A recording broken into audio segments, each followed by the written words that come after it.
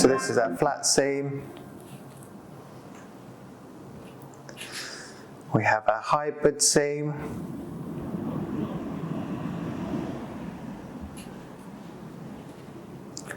Our folded seam.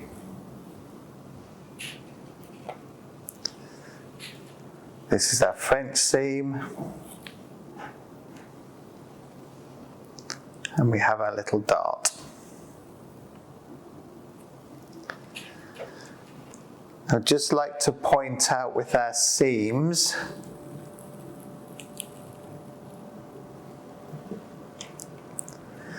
so we have our folded seam here at the bottom. Now this is the strongest seam because everything's been folded on top of each other and we're whipping right on this very edge. So there's multiple layers of lace here and this creates a really strong seam. So you can see that this is quite a dark seam because it has many layers of lace, and this is something you might want to avoid at the front of a wig because it would be harder to hide when you're knotting that fine front in your hair.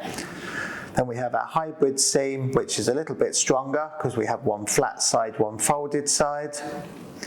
And then right at the top here, we have our flat seam.